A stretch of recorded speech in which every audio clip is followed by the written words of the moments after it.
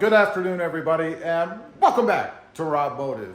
Today, I wanted to show you the best way to run wiring from the top of the cab, like if you're going to put a light bar, maybe a roof rack like I've done, with a light bar, additional lights, even potentially chase lights on the back. How to run that wiring down into the engine bay so you can actually get power. But first, I had a little bit of a lighting fail this morning. I have some lights that I'm going to be putting, and I've mentioned this on the channel, on the sides of the roof rack, kind of to disperse light on each side of the truck. A lot of people use that for camping and things. I'd be using it more for nighttime parking and stuff like that, even pulling into my own garage area here and being able to see when I'm pulling the truck in under the lift, what's on each side of me if it's dark in the garage. But the fail came from the wiring. This is the harness, all spaghettied out here, that came with the kit. Now, these are rock lights that I'm going to be installing, and ideally, they would go inside the wheel wells. So you'd simply run the power from there, down, and then back to each light in the wheel wells. But I'm not using them that way. So this kit does not work for me for a couple of reasons. One, I have really no way with this to run it up to the top. Now, I could somehow maybe run it under the truck, come up behind the cab, but then the wire would be exposed behind the cab. So I'm not interested in doing that. My plan is to run under the hood to the Switch Pro that I have over there, right under the front part of the hood, underneath, of course, and then up this side here and power my lights and stuff and be able to control them inside with the Switch Pro. Now, the reason I can't do that is because I would have to run 4 of these wires that actually connect to 4 lights inside that channel. And if you look at this, you can see how wide that's going to be. I mean, you'd have to run that width of wire or depth of wire, depending, up the channel, and there's simply not enough room to do that. You can really fit one wire very tightly in there. And that is the best way to run wiring. And I'll show you over here on the other side. I have wiring running up here to power the light bar. Now, people I have seen put caulk in here or drill some little hole through this strip and zip tie it in there. I don't like the way that that looks. I did find that that wire, which by the way, is about the same thickness as this wire, actually fits in the channel if you push it in. And there is a little bit of movement in this strip, and I mean very little. You can actually pry it just a little bit that way to widen this up. The only point that you really have to do that is up at the top, but there's a little bit of issue up there. It gets narrower up here than it is down here. So what I did is I actually trimmed off just a little bit of the edge of this trim piece here so that I could force the wire down inside. And I did do that, by the way, with a pry tool on its side and a hammer, gently. I kind of took the pry tool like this, and you can see this thin edge is about the same width as the gap.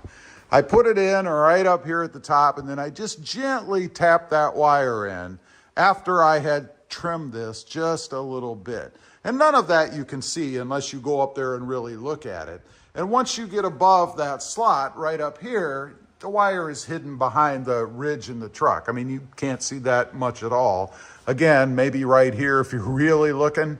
I know some people have tucked it in underneath this strip, but frankly, it's a little bit too tall for that, and I don't think you're able to fasten this strip down. Maybe you could, and then you could completely conceal it, I'm not sure. But I chose to leave it that way because I don't really have any issue with the way that it looks now, especially since it's now below this area right here on the front of the windshield. So, on the other side, we're gonna do the same thing. What I've done is actually ordered some wiring. It's double wire, 2-wire, it's a pair of 16 gauge wire, which should be thin enough once I stick it down here in this area. I am gonna have to trim a little bit up here. As you can see, it looks even narrower up here than it is on the other side. So We'll push that a little bit. Again, it does move. I don't know if you can see that. But of course, it is the seal or the trim for the windshield, so you want to be careful when you're doing that. But I'll have it up above right here, just like the other side, and then I'll be able to power my new lights that'll be mounted on the side of the truck. Now, one thing I do want to caution about this method, no matter how you run it up the side of the windshield, if you're in an area where you get a lot of chips and cracks and things and you frequently have to replace the windshield, obviously, when they do that, they're going to pull this piece off. They have to do that to get to the edge of the windshield. The windshield continues underneath this piece. So this would have to be removed, which is going to expose your wiring. You'll have to redo it. Although I would say that if that's the case, it's probably a good opportunity to get that down in there even better, because if you're out there when they're replacing your windshield and they reattach this strip, you can go ahead and lay that wiring right along the edge and then have them put the strip back in. I would think that would look even better. Now, as I mentioned, there is an alternative to running it up the windshield, and that is running it under the truck. But the problem with that for me is two things really. One, I would have the wiring up here across the top. Right there, it's all contained right behind this area. You can't see it unless you're really looking for it. But it's contained here, and I didn't have to run anything along this side, although I could secure it right along the edge of this bracket. But then, back here at the back, you're gonna have to get it down to where you can run it underneath the truck, and that means, that's a nice spider web there, you can see that. That means it's gonna be exposed here. I looked at that a little bit because it's possible, I suppose, that you could maybe run it under this trim and then tuck it up underneath this trim. This does move. So it's possible you could get underneath the edge of this. I think there would be room actually, and get down to about here where you wouldn't see the wire. So that is something else to consider, but you're going to be increasing your run by quite a bit in doing that. In other words, you're going to have less distance if you run right from over there, in my case, where the switch pro is, to here and up, as opposed to all the way across, down, and then all the way up the truck, and then over there to the battery. Probably best to do it on this side if you're gonna do that.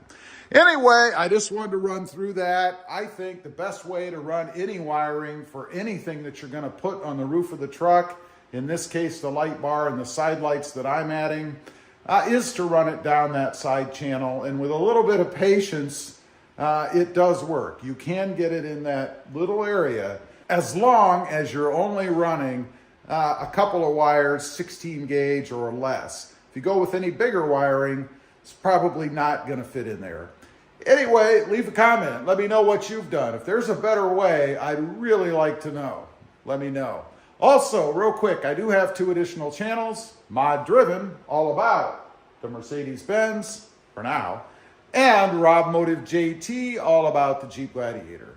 Check them out, and if you're interested, why not subscribe? And while you're at it, smash the subscribe button here too. Thanks for watching. Stay safe out there. Bye.